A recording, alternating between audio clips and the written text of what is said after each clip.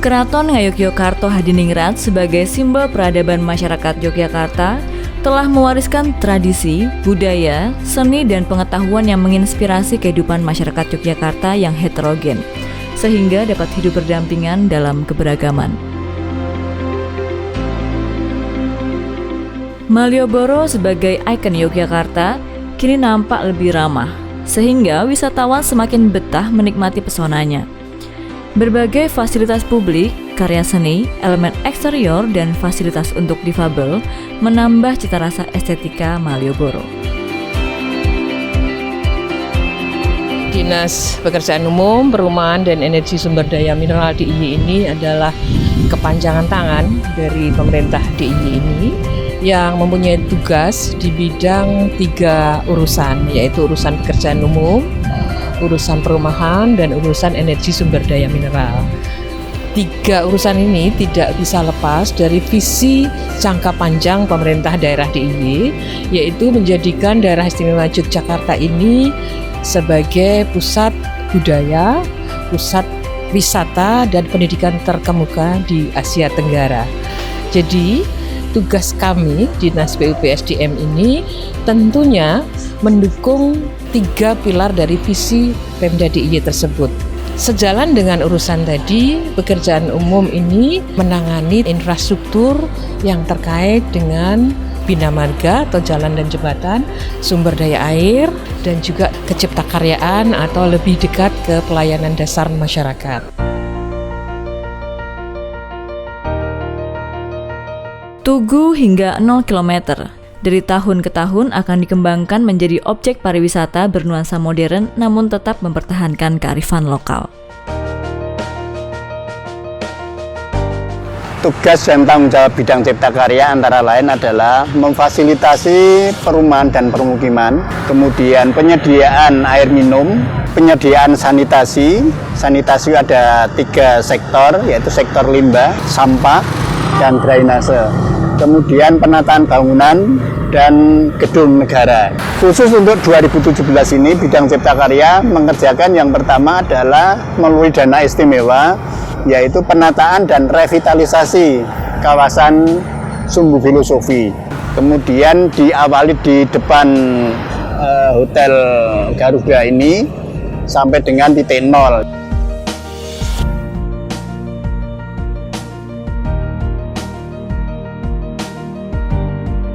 Ya, jadi pada tahun 2014 kita berlima, jadi saya selaku ketua tim Teras Budaya mengikuti kompetisi desain Malioboro.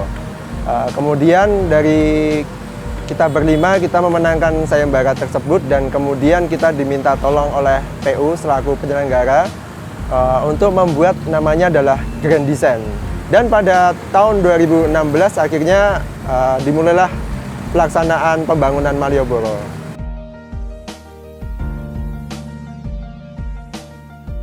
Selain Malioboro ada pembangunan yang cukup strategis juga, yaitu SPAM regional, sistem penyediaan air minum regional, yang meliputi nantinya akan dimanfaatkan untuk Kabupaten Sleman, Kota Jogja secara keseluruhan, dan Kabupaten Bantul. Kemudian yang lain, pembuatan toilet underground bertaraf internasional yang kita bangun di depan Bank Indonesia di kawasan titik 0. Ini meliputi untuk toilet wanita dan toilet pria, termasuk di dalamnya adalah untuk difabel dan untuk laktasi ibu-ibu apabila menghendaki untuk menyusui putranya yang ada di sana. Revitalisasi itu lebih mengedepankan pada penataan, jadi tidak menggusur tapi menata ya, supaya nanti Malioboro tetap pada kondisi awal tetapi diperbaiki sesuai dengan filosofinya. Makanya di sini ada tanaman gayam, ada tanaman asem, ya itu merupakan simbol filosofi yang ada di kawasan ini.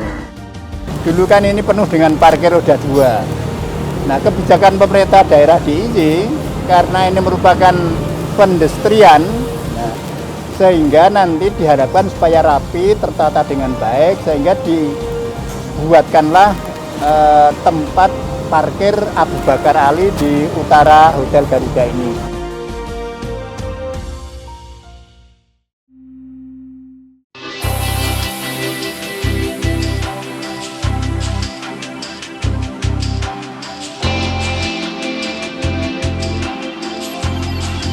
Pembangunan jalan dan jembatan menjadi prioritas karena sebagai penghubung antara daerah yang satu dengan daerah lainnya, yang pada akhirnya dapat meningkatkan pertumbuhan ekonomi melalui kelancaran distribusi komoditi maupun pariwisata.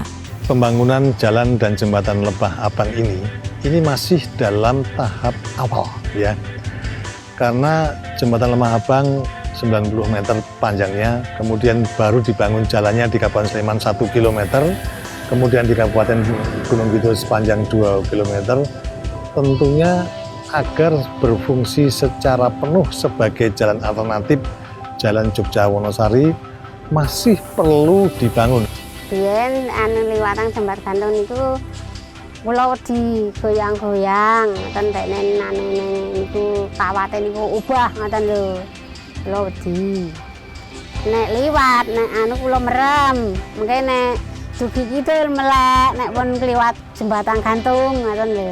Dan kami dalam saat ini sedang berproses untuk penyusunan studi kelayakan dan perencanaan teknis atau detail engineering design di ruas jalan Ngororo atau perempatan Tawang sampai dengan Ngalang.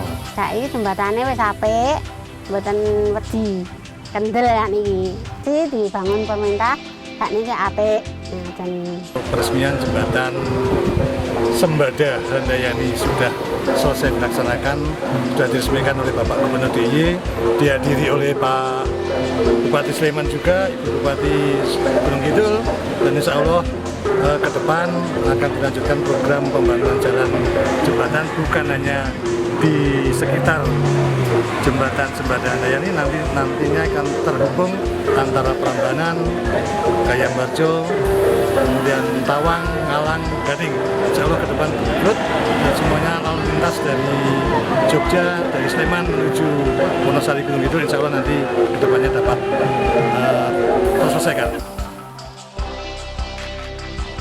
JJLS atau Jalur Jalan Lintas Selatan yang terhubung, yang membentang di sepanjang pantai selatan Yogyakarta dari Kulon Progo di simpul antara Kabupaten Kulon Progo dengan Kabupaten Purworejo namanya Congot. Kemudian terus ke timur sepanjang pantai selatan di Gunung Kidul nanti ketemu di perbatasan Kabupaten Gunung Kidul dengan Kabupaten Wonogiri di Dusun Duet, Kecamatan Giri Subo.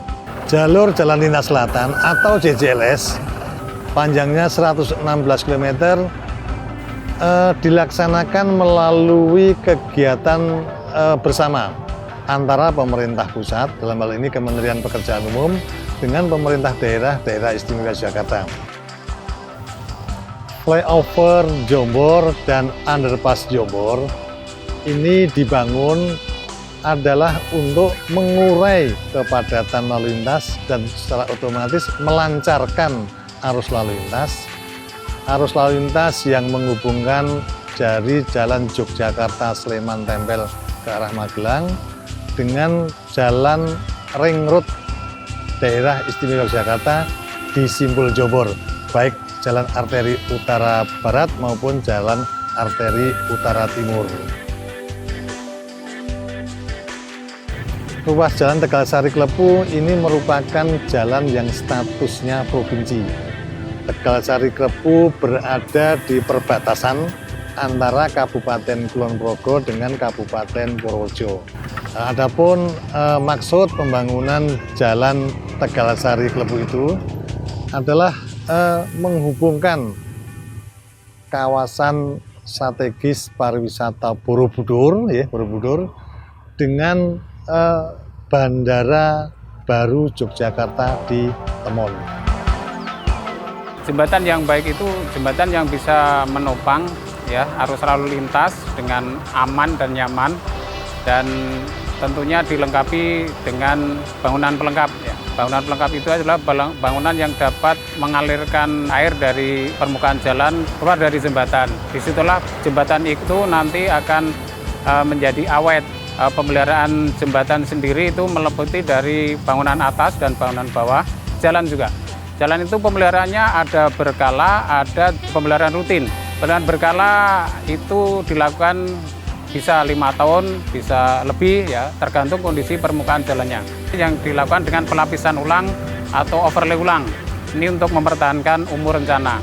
Sedangkan pemeliharaan rutin itu pemeliharaan yang dilakukan pada kondisi jalan yang sudah mantap, di mana di situ hanya melakukan pembersihan bau jalannya dari rerumputan supaya tetap terjaga ketinggiannya tidak boleh lebih dari perkerasan jalan. Tujuannya adalah agar air yang jatuh di permukaan ini tidak mengikuti perkerasan jalan tapi bisa lari ke saluran.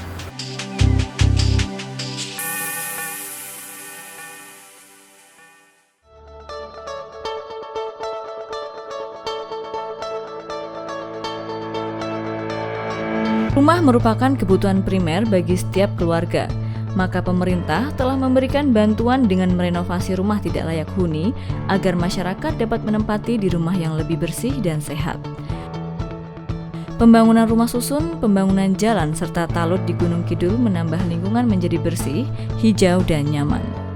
Bidang perumahan mempunyai tugas penyelenggaraan terkait dengan perbaikan perumahan seperti rumah tidak layak huni. Kita punya program untuk membantu setiap tahun. Kemudian juga terkait dengan penanganan kawasan kumuh. Selain itu kita juga mendorong untuk terbangunnya rumah susun sewa untuk masyarakat berpenghasilan rendah, untuk mahasiswa, juga untuk TNI Polri. Langsung saja kami atas nama pemerintah Kecamatan Ngawen mengucapkan terima kasih atas program yang dilaksanakan di Kecamatan Ngawen.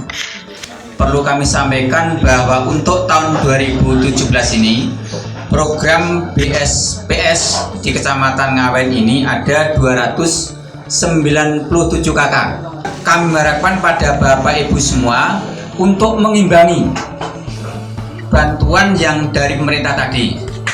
Yang saya tanyakan itu kira-kira bantuan itu besar berapa, terus kriteria yang dapat bangunan itu yang gimana? Besarnya bantuan yang pertama itu ringan, sedang, dan berat. Ringan itu 7,5 juta, kalau yang sedang itu 10 juta, kalau yang berat itu adalah 15 juta. Saya sakniki. Riyen, Mbak. Riyen ngoten lho. Bon gedhek, bon napa-napa. Saya alhamdulillah. Matur nuwun kaliyan Gusti Allah ingkang nyukani saking pemerintah. Harus di jalanan ini kan mau membantu dengan adanya swadaya sendiri kan tidak mampu. Nah, kita minta bantuan ke PUSDM. PUSDM ada bantuan selokan dan ini jalan. Untuk talut yang ini untuk pengaman jalan itu yang panjangnya 132 kurang lebih sekian, terus tingginya 110 cm. Ini sekitar semeter lebih sedikit. Kemudian talut atau drainase-nya sama yang bawah. Yang sebelah ini, sebelah kiri. Kemudian yang ini talut pengaman jalan itu sekitar 90 meter. Itu tingginya hampir sama juga 110 cm, sekitar 1 meter lebih sedikit.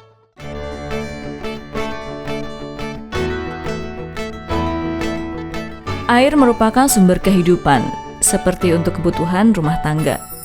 Sehingga perlu dikelola dengan baik keberadaannya.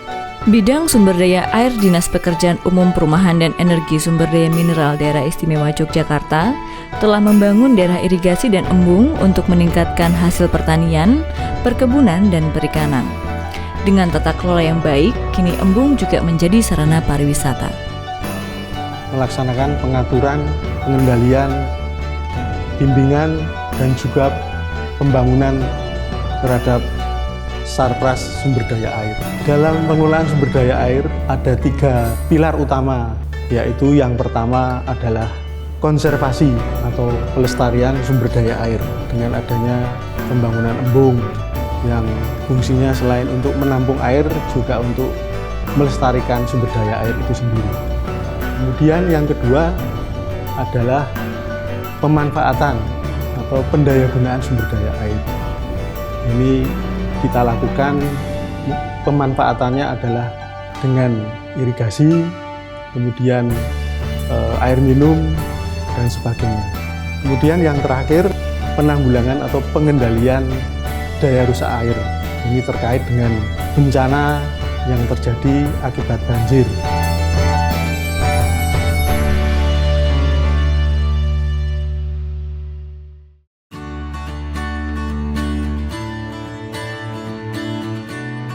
Meningkatnya kebutuhan akan energi, maka kini dikembangkan energi baru terbarukan seperti energi listrik mikrohidro di Kulon Progo dan jenis energi baru terbarukan lainnya, serta eksplorasi tambang yang dikelola secara humanis dengan mempertahankan lingkungan agar tetap hijau. Kami bagian dari Dinas PUPSDM, khususnya menangani 4 sub-urusan, yaitu urusan terkait dengan pertambangan, kemudian urusan terkait dengan air tanah, kemudian sub-urusan dengan kelistrikan, dan yang terakhir adalah sub-urusan dengan energi baru terbarukan. Jadi untuk pembangkit listrik tenaga mikrohidro yang sudah kita bangun di DIY ini ada beberapa. Yang operasional saat ini itu yang ada terutama yang ada di Kulon Progo ini ada di Dusun Blumbang dan kemudian ada juga di Dusun Kedungrong, Kecamatan Samigalo. Saya petugas operator dari powerhouse mikrohidro yang berada di Dusun Blumbang. Hambatannya itu cuma sampah-sampah yang menyumbat pintu masuk sana itu. Kalau pintu masuknya sudah tersumbat, langsung otomatis down itu listrik yang dihasilkan dari powerhouse. Tenaga listrik mikrohidro ini digunakan untuk penerangan jalan dan penerangan rumah. Saat ini digunakan 66 KK yang sangat besar sekali manfaatnya untuk warga sini. Untuk sementara ini biaya belum ditarik, Bu, dan masih ya cema-cema.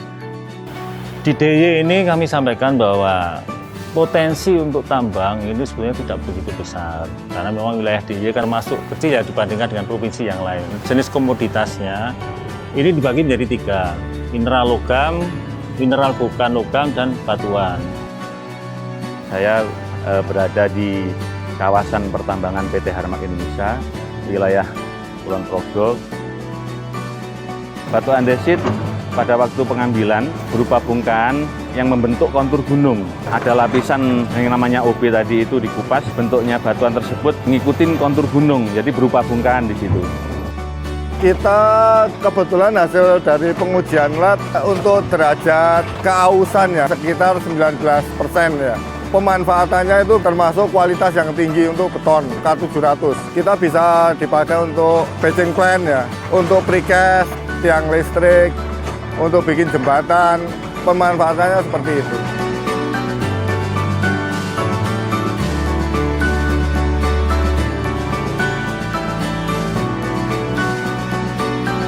Saya senang sekarang rumah saya sudah mendapat bantuan listrik dari SDM PU DIY. Membuat saya lebih semangat belajar. Terima kasih.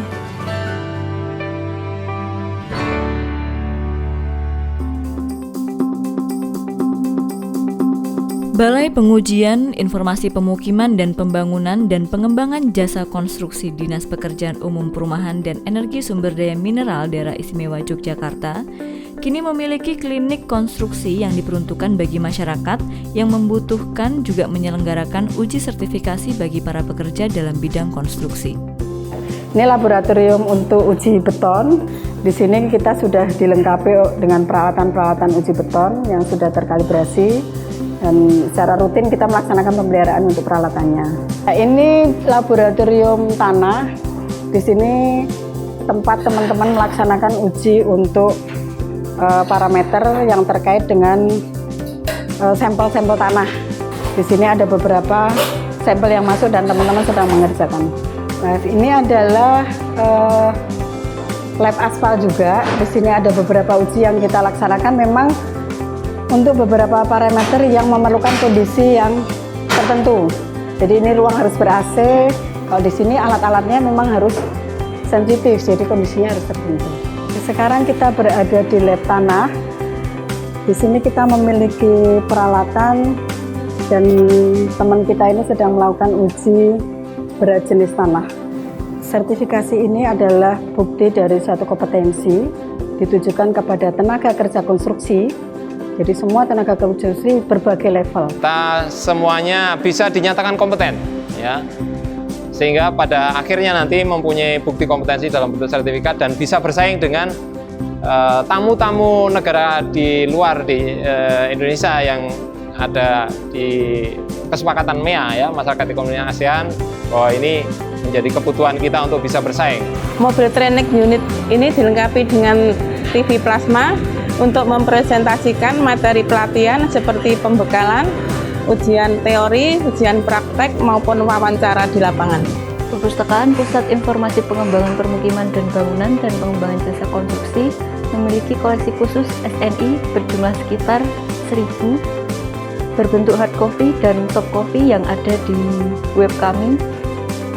Dan perpustakaan kami termasuk dalam perpustakaan khusus. Mayoritas pengunjung merupakan penggiat infrastruktur lingkungan permukiman, konsultan, kontraktor, peneliti, dan mahasiswa. Bagi masyarakat yang membutuhkan informasi terkait infrastruktur lingkungan permukiman seperti drainase, persampahan, jalan lingkungan, bangunan gedung, dan harga bahan bangunan, disinilah tempatnya.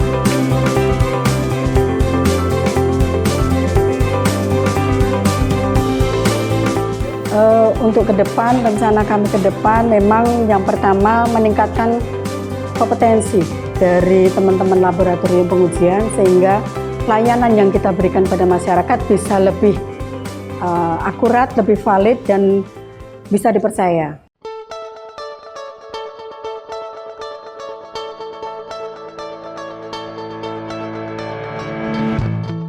Sebetulnya tugas kami sebagai OP, ya, operasional pemeliharaan, dalam rangka ini ada pintu free intake, ya, pintu pengambilan bebas, dan kita butuh dari pintu ini untuk suplesi di DI Pijenan.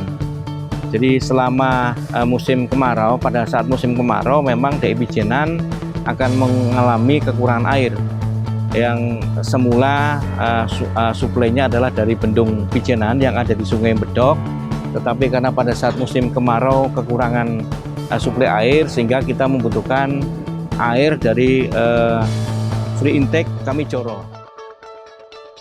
7 gejlik nanti dari sini. Dari free intake ini nanti kita akan lihat namanya di sana tempuran Juwono. Tempuran Juwono, ya. Jadi tempuran. Jadi dari free intake dan dari Bendung Pijenan nanti akan bertemu di tempuran. Jadi Bendung Pijenan ini adalah suatu bendung yang fungsinya untuk mendapatkan air sebagai sumber air untuk melayani DI Pijenan seluas 2.305 hektar.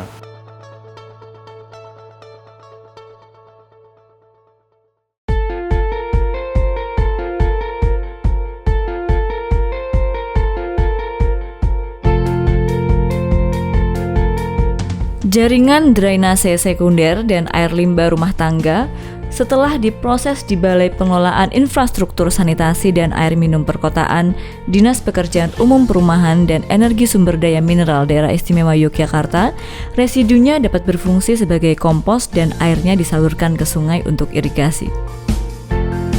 Ya, ini Balai Pisam ini kan salah satu UPT dari Dinas PUP ESDM dalam rangka pengelolaan, operasi dan pemeliharaan untuk air limbah, persampahan yang ada di TPA Piungan dan SPAM regional. Jadi kita setiap tahun rutin untuk operasi dan pemeliharaannya di 3 subsektor tadi, persampahan, air limbah, dan air minum. Kalau sebelumnya UPT ini itu namanya Balai IPAL. Mulai tahun 2015 dengan SOTK yang baru ini menjadi Balai Pisam karena penanganannya beda, tidak hanya air limbah, persampahan juga dan air minum regional, semua yang regional, yang lintas kabupaten kota.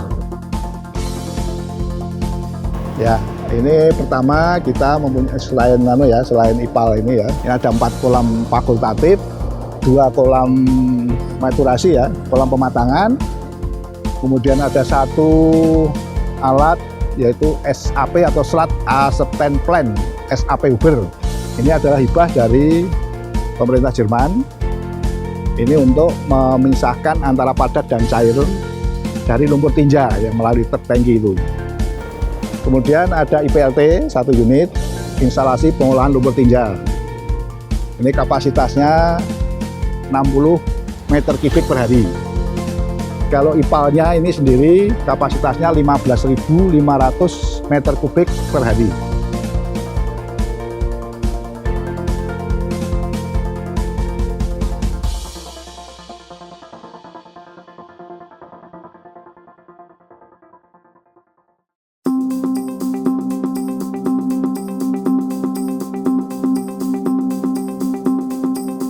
Untuk memenuhi kebutuhan air minum di wilayah Yogyakarta, Kabupaten Sleman, dan Kabupaten Bantul, maka Dinas Pekerjaan Umum Perumahan dan Energi Sumber Daya Mineral Daerah Istimewa Yogyakarta memanfaatkan Sungai Progo sebagai salah satu sumber air baku yang diproses di Sistem Pengolahan Air Minum Regional Kartamantul.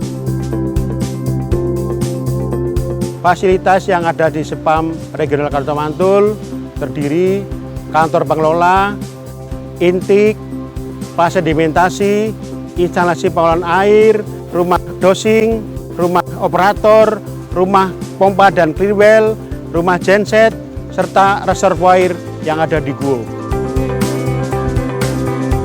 Saya berada di area intik. Di area ini, air Sungai Progo ditangkap dan dialirkan dalam bak penampung. Kemudian dipompakan ke bak prasedimentasi. Di sini area prasedimentasi. Prasedimentasi adalah awal dari sedimentasi berupa partikel-partikel kasar yang akan mengendap pasir dan kotoran yang dari intik masuk ke sini. Kotoran-kotoran itu dibersihkan setiap hari oleh petugas yang ada di praset ini. Dan air yang berjalan dari sini kira-kira 15 menit kita alirkan melalui pipa gravitasi ke instalasi IPA. Saya berada di lokasi instalasi pengolahan air. Proses pengolahan air ini ada 5 proses. Yang pertama, proses koagulasi dengan pengaduk cepat. Ini adalah bak koagulasi, terjadi pengadukan cepat antara air, PAC, dan kaporit. Selanjutnya masuk ke flokulasi. Ini adalah bak flokulasi pengaduk lambat untuk membentuk vlog-vlog. Proses sedimentasi berada di bawah plat setter. Dari plat setter inilah air sudah jernih, air akhirnya mengalir ke bak filtrasi. Bak filtrasi ini berfungsi untuk menyaring partikel-partikel di dalam air. Selanjutnya dari bak filtrasi ini kita alirkan ke clear well. Bak clear well ini sebagai bak penampung yang selanjutnya dipompakan ke bak reservoir Guo yang kita pasang pipanya sepanjang kurang lebih 9 km.